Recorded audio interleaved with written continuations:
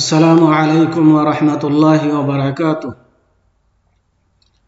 আলহামদুলিল্লাহি রাব্বিল আলামিন ওয়াসসালাতু ওয়াসসালামু আলা আশরাফিল আমবিয়াই ওয়াল মুরসালিন নবিয়িনা মুহাম্মদ ওয়া আলা আলিহি ওয়া আসহাবিহি আজমাইন।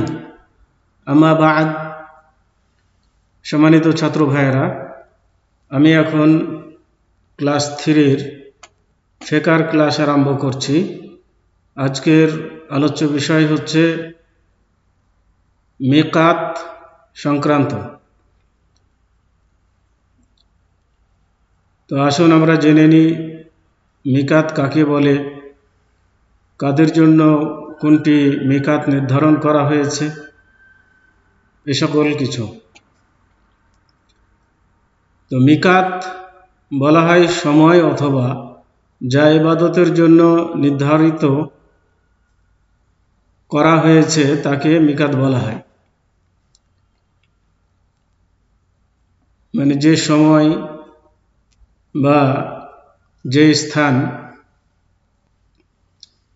ইবাদতের জন্য নির্ধারণ করা হয়েছে তাকে বলা হয় মিকাত। তো মিকাত দু প্রকারের। এক প্রকার হচ্ছে সময় সংক্রান্ত মিকাত, তার মানে শুধু এটি হজের ক্ষেত্রে প্রযোজ্য। উক্ত মিকাত বলতে হজের মাসগুলিকে বোঝায়। যেমন হজের মাস হচ্ছে শাওয়াল, যুলকাদা, যুলহিজ্জা। তাহলে হজের জন্য মিকাত হচ্ছে, হজের মিকাত হচ্ছে অর্থাৎ সময় সংক্রান্ত মিকাত হচ্ছে শাওয়াল, যুলকাদা এবং যুলহিজ্জা। তার মানে এই মাসগুলির মধ্যে মানুষকে হজ করতে হবে। হজের কাজ এখান থেকে শুরু হবে, এর আগে করলে হবে না, এর পরে করলেও হবে না। অতএব হজের যে সময় নির্ধারণ করা হয়েছে যাকে মিকাত বলা হয়, সময় সংক্রান্ত মিকাত, সেটি হচ্ছে শাওয়াল, যুলকাদা এবং যুলহিজ্জা। 2 নম্বর মিকাত হচ্ছে স্থান সংক্রান্ত মিকাত, মানে জায়গা সংক্রান্ত মিকাত। আর এটি হজ এবং উমরা উভয়ের ক্ষেত্রে প্রযোজ্য, এবং তা হলো 5টি।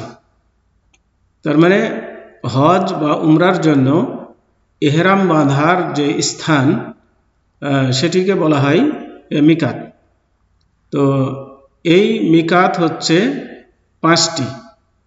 মানে যারা হজ বা উমরার জন্য মক্কায় রওনা দিবে তারা যেই মিকাত দিয়ে প্রবেশ করবে সেই মিকাতে গিয়ে তারা হজ বা উমরার ইহরাম বাঁধবে। আর সেই মিকাতগুলো হচ্ছে মদিনাবাসীদের জন্য জুলহুলাইফা, যাকে আবিয়ারে আলীও বলা হয়। তাহলে জুলহুলাইফা হচ্ছে, এটা হচ্ছে মিকাত, এটা একটা স্থানের নাম। এখানে গিয়ে মানে মদিনা থেকে যারা রওনা দিবে উমরা বা হজের উদ্দেশ্যে মক্কায়, তারা জুলহুলাইফাতে গিয়ে হজ বা উমরার ইহরাম বাঁধবে। এটা হচ্ছে জুলহুলাইফা। এই স্থানটি হচ্ছে মদিনাবাসীদের জন্য বা এই রাস্তা দিয়ে যারা আসবে তাদের জন্য মিকাত। 2 নম্বর হচ্ছে জোহফা। জোহফা যেটা রাগিবের নিকটে, এটিও একটা স্থানের নাম। শাম, মিশর ও মাগরিববাসীদের জন্য, যারা শাম দেশ থেকে, মিশর থেকে বা মাগরিব থেকে, মরক্কো থেকে যারা আসবে তারা এই রাস্তা দিয়ে তাদেরকে আসতে হয়। অতএব জোহফায় এসে তারা কি করবে? ইহরাম বাঁধবে হজ বা উমরার জন্য, তাদের জন্য এটি হচ্ছে মিকাত। আর ইয়ামানবাসীদের জন্য ইয়ালামলাম, যারা ইয়ামান থেকে আসবে বা এই রাস্তা দিয়ে যারা আসবে তাদের জন্য হচ্ছে ইয়ালামলাম। এই সবগুলোই হচ্ছে একটা স্থানের নাম। এই ইয়ালামলামে এসে তারা কি করবে? ইহরাম বাঁধবে। বর্তমানে সাদিয়া বলা হয়। তো এই ইয়ালামলামকে আবার সাদিয়া নামেও ডাকা হয় বা বলা হয় বা পরিচয় দেওয়া হয়। তাহলে ইয়ালামলাম বা সাদিয়া নামক স্থানে এসে ইয়ামানবাসীরা ইহরাম বাঁধবে। নাজদবাসীদের জন্য কারনুল মানাজিল, বর্তমানে যাকে সাইলুল কবির বলা হয়। তো কারনুল মানাজিল বা সাইলুল কবির, এই স্থানে এসে নাজদবাসীরা তারা ইহরাম বাঁধবে। নাজদবাসী মানে যারা রিয়াদ বা এই অঞ্চল থেকে যারা যাবে, এসব এলাকা থেকে যারা যাবে, তারা এখানে গিয়ে ইহরাম বাঁধবে। আর ইরাকবাসীদের জন্য জাতো এরক, ইরাকবাসীদের জন্য মিকাত হচ্ছে জাতো এরক। জাতো এরকে এসে ইরাকবাসীরা ইহরাম বাঁধবে। তো এই 5টি হচ্ছে মিকাত, অর্থাৎ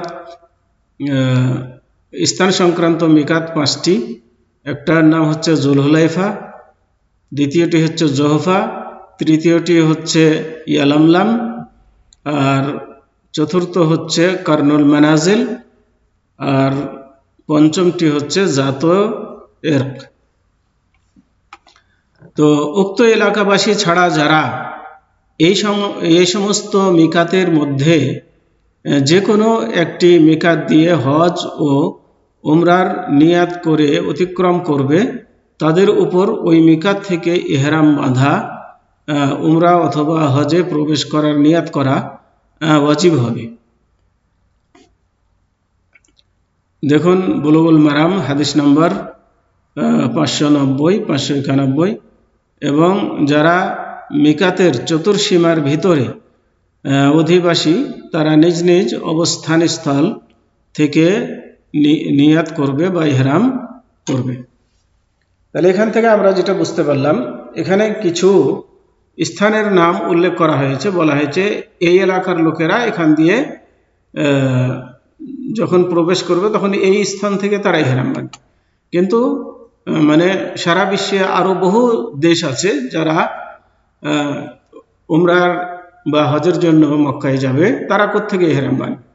তো এখানে বলা হলো যে এই 5টি স্থানের যে কোনো স্থান দিয়ে অথবা তার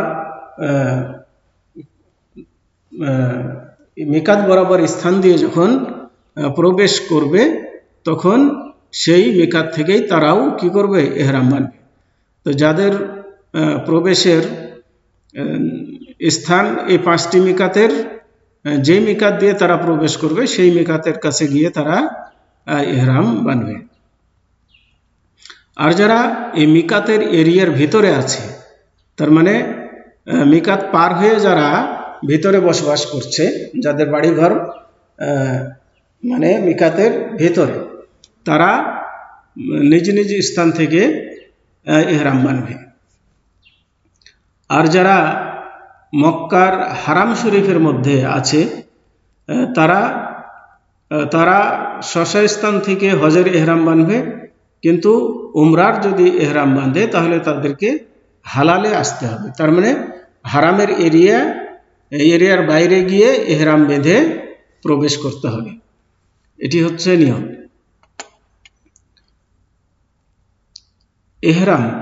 ইহরামের সংজ্ঞা: হজ বা উমরা সাধনায় প্রবিষ্টের নিয়াত করাকে ইহরাম বলা হয়। হজ বা উমরা সাধনায় প্রবিষ্টের নিয়াত করাকে ইহরাম বলা হয়। মানে হজ এবং উমরার কাজে প্রবেশ করার জন্য যে নিয়ত করা হয় তাকে বলা হয় ইহরাম।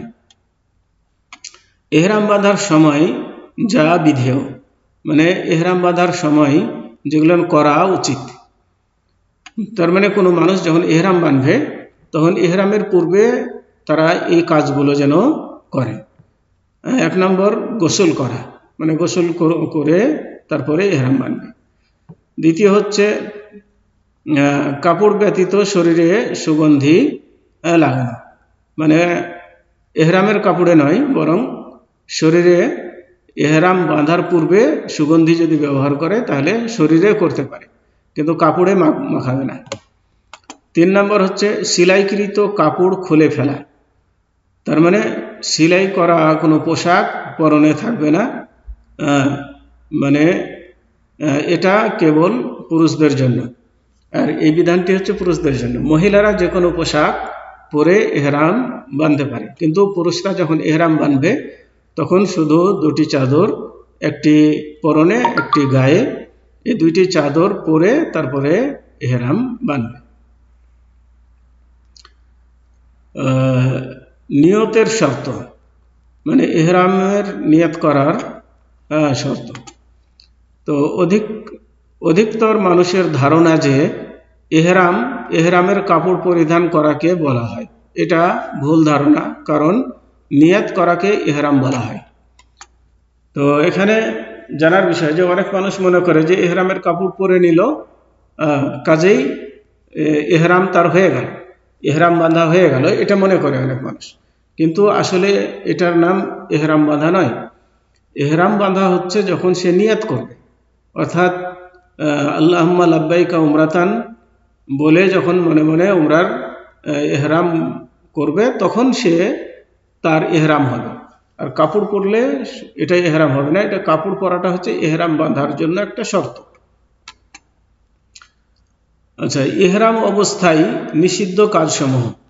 এহরাম অবস্থায় যে সমস্ত কাজগুলো করা নিষেধ, মানে এহরাম বাঁধার পরে এই কাজগুলো করতে পারবে না। এটা নর নারী উভয়ের জন্য নিষিদ্ধ কাজসমূহ। যেগুলো পুরুষ মহিলা উভয়ের জন্যই নিষেধ, সেগুলো হলো, এটা পুরুষের জন্য নিষেধ, মহিলার জন্য নিষেধ। এহরাম বাঁধার পরে এই কাজগুলো পুরুষেরাও করবে না, মেয়েরাও করবে না। সেটা হচ্ছে কি, 1 নম্বর, মাথার চুল মুন্ডন করা, অনুরূপ শরীরের বাকি অংশের চুল ছেঁড়া বা মুন্ডন করা, এগুলো করা চলবে না। মাথার চুল কামানো চলবে না, শরীরের চুল উঠানো বা কামানো চলবে না। 2 নম্বর হচ্ছে নখ কাটা কিংবা শরীরের কোনো অংশের চর্ম উপড়ানো, নখ কাটা বা শরীরের চামড়া ছেঁড়া, এগুলো করা চলবে না। মানে এহরাম অবস্থায় এগুলো থেকে বিরত থাকতে হবে। 3, সুগন্ধি ব্যবহার করা। সুগন্ধি ব্যবহার করবে না, সেন্ট, আতর জাতীয় কোনো জিনিস ব্যবহার করবে না। 4, বিবাহ বন্ধন, মানে বিবাহ শাদী করবে না, এহরাম অবস্থায় বিবাহ শাদী করবে না। অনুরূপ বিবাহ প্রস্তাব দেওয়া, বিবাহের প্রস্তাব দেওয়াও চলবে না। বিবাহের আলাপ সালাপ করা, এই ধরনের মানে বিবাহ সংক্রান্ত কথাবার্তা ফাইনাল করা, এগুলো ইহরাম অবস্থায় চলবে না।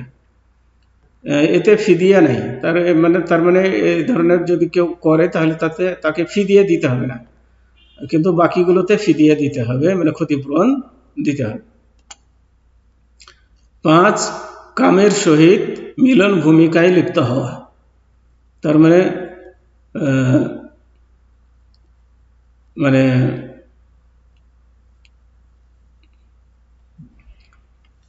মিলন ভূমিকায় লিপ্ত হওয়া, মানে মিলন করার পূর্বে যে সমস্ত কাজ হয়, এই ধরনের কাজ স্ত্রীর সাথে করা, তো এগুলো নিষেধ। আর এই সমস্ত কাজ করার কারণে বীর্যপাত হলে তাকে 1টি উট ফিদিয়া দিতে হবে। যদি এই সমস্ত কাজের কারণে, মানে স্ত্রীকে জড়িয়ে ধরলো, চুমা দিল, আলিঙ্গন করলো, বা তার সাথে কোনো রঙ্গরস জনিত কাজ করলো, এই ধরনের কাজ করার কারণে যদি বীর্যপাত হয়ে যায়, তাহলে তাকে 1টি উট জরিমানা হিসাবে দিতে হবে। সেটি মক্কাতে জবাই করে সেখানকার ফকির মিসকিনদের মাঝে বিতরণ করতে হবে। আর বীর্যপাত না হলে ফিদিয়াতুল আজা দিতে হবে। ফিদিয়াতুল আজা মানে হচ্ছে যেমন একটি ছাগল বা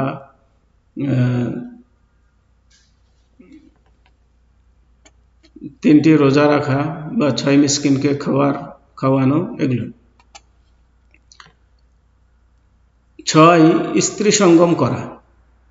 স্ত্রী সঙ্গম করা যাবে না, স্ত্রীর সাথে মিলন করা যাবে না। ফিদিয়া হিসেবে 1টি উট দিতে হবে। যদি স্ত্রীর সাথে সঙ্গম করে তাহলে ফিদিয়া হিসেবে 1টি উট দিতে হবে। 7 নম্বর, স্থলের পশু শিকার করা, মানে স্থলচর প্রাণী শিকার করা যাবে না। এগুলো যদি কেউ করে তাহলে ফিদিয়াতুল আজা অর্থাৎ শিকারকৃত জন্তুর সাদৃশ্য বিনিময় দিতে হবে। যে জিনিস শিকার করেছে সেই ধরনের জিনিস ফিদিয়া হিসেবে তাকে দিতে হবে। যেমন মনে করেন কেউ হরিণ শিকার করলো, তাহলে হরিণের সমান যে পশু, যদি ছাগলের সমান হয় তাহলে ছাগল, যদি বড় হয় গরু সমান হয় তাহলে গরু, এরকম তাকে ফিদিয়া হিসেবে দিতে হবে। পুরুষদের জন্য নিষিদ্ধ কাজ, এতক্ষণ যে 7টা বলা হলো এগুলো পুরুষ মহিলা উভয়ে এই জিনিসগুলো থেকে বিরত থাকবে ইহরাম অবস্থায়। আর শুধু পুরুষের জন্য যেগুলো নিষেধ, তাহলে তার মানে উপরের গুলো তো আছে পুরুষের জন্য নিষেধ, এরপরে এগুলোও পুরুষের জন্য নিষেধ। সেটা হচ্ছে কি, এক, মাথা ঢাকা। মাথা ঢাকা চলবে না, মাথা ঢাকা নিষেধ। টুপি হোক বা রুমাল হোক বা কোনো কিছু মাথায় পাগড়ি হোক, এগুলো মাথায় বাঁধবে না, মাথা ঢেকে রাখবে না। তারপরে 2 নম্বর হচ্ছে সেলাইকৃত কাপড় পরিধান করা, সেলাইকৃত পোশাক পরিধান করা, যেমন শার্ট, গেঞ্জি, লুঙ্গি, পায়জামা, মোজা ইত্যাদি, এগুলো পরিধান করবে না। কিন্তু এগুলো মহিলাদের জন্য জায়েজ আছে, মহিলারা করতে পারে।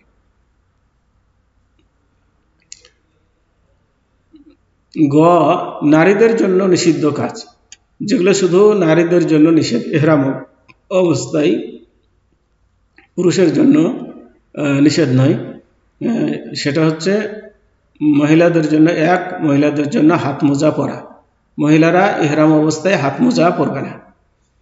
2, নেকাব পরবে না। নেকাব অর্থাৎ চেহারার সাথে মিলিত কোনো মুখাচ্ছাদন পরা, যেমন মুখ বেঁধে রাখে, এরকম মুখ বেঁধে রাখবে না, বরং ইহরাম অবস্থায় তারা মাথার ওড়নাটি যদি অপর পুরুষ থাকে তাহলে পরে মুখের উপরে ঝুলিয়ে দিবে, আর যদি কোনো পরপুরুষ না থাকে তাহলে মুখ খোলা রাখবে।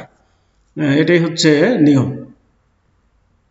কিন্তু মুখে নেকাব বাঁধবে না, যেমন মহিলারা বাইরে বের হলে পরে মুখে নেকাব বাঁধে, সেটি করবে না উমরার ইহরাম অবস্থায়। বিশেষ দ্রষ্টব্য, ইহরাম বস্ত্র মিকাতের পূর্বে পরিধান করা বৈধ, কিন্তু নিয়ত মিকাত থেকেই করতে হবে। তার মানে ইহরামের কাপড় আপনি যেখানেই পরতে পারেন, কিন্তু ইহরাম বাঁধতে হবে। ইহরাম অর্থাৎ উমরার জন্য যে নিয়াত করবেন সেটা মিকাত থেকে করতে হবে। আল্লাহুম্মা লাব্বাইকা উমরাতান বলে যে নিয়াত করবেন, এই নিয়াতটা হতে হবে মিকাত থেকে। যদি আপনি যেমন মনে করেন যে বাংলাদেশ থেকে আপনি আসছেন বা অন্য কোনো দেশ থেকে আসছেন, ইহরামের কাপড় হয়তো সেখানেই পরে নিলেন, তাহলে পরতে পারেন, এটা কোনো অসুবিধা নেই। কিন্তু ওখানেই আল্লাহুম্মা লাব্বাইকা উমরাতান বলে ইহরাম বাঁধে নেবেন, এটা চলবে না। কাপড় পরা যাবে, কিন্তু ইহরাম বাঁধতে হবে আপনাকে মিকাতে এসে। ইহরাম বস্ত্র পরিবর্তন করা ও ধৌত করা বৈধ। যে ইহরামের কাপড় আপনি পরিধান করেছিলেন, এখন ইহরাম অবস্থায় আছেন কিন্তু কাপড় পরিবর্তন করার প্রয়োজন মনে করছেন, তাহলে পরিবর্তন করতে পারবেন। তার মানে যেটা পরে আছেন এটা হয়তো নোংরা হয়েছে, ময়লা হয়েছে, এটা ছেড়ে আর একটা কাপড় আপনি ইহরামের কাপড় পরিধান করতে পারবেন, এটা খুলে নিয়ে। তো এটা জায়েজ আছে। কিন্তু ইহরামের কাপড় পরিবর্তন করে ইহরামের কাপড়ই পরতে হবে, অন্য পোশাক মানে সেলাইকৃত কোনো পোশাক যেন পরিধান করা না হয়। অপবিত্র অবস্থায়ও ইহরাম করা বৈধ হবে, এটা শ্রেষ্ঠত্বের পরিপন্থী। কেউ যদি অপবিত্র থাকে, এই অবস্থায় যদি ইহরাম বাঁধে, তাও তার ইহরাম জায়েজ হবে, সঠিক হবে, কিন্তু উত্তমের খেলাফ, এটা মানে উত্তমের পরিপন্থী বা খেলাফ। তার মানে পবিত্র অবস্থায় ইহরাম বাঁধাটাই হচ্ছে কি উত্তম। কিন্তু কেহ অপবিত্র অবস্থায় যদি ইহরাম বাঁধে বিনা ওযুতে বা অপবিত্র অবস্থায়, তাও তার ইহরাম হয়ে যাবে, পরবর্তীতে হয়তো গোসল করে নিল, তাও চলবে। কিন্তু উত্তম হচ্ছে পবিত্র অবস্থায় ইহরাম বাঁধা। তো আজকে এখানেই সমাপ্তি, মানে ফিকা সাবজেক্ট আজকে থেকেই শেষ। আর সামনে আর ক্লাস নাই। বাকি যেগুলো ক্লাস দেওয়া হয়েছে সবগুলোই ভালো করে পড়তে থাকবেন। কিছু দিনের মধ্যেই পরীক্ষা নেওয়া হবে ইনশাআল্লাহ।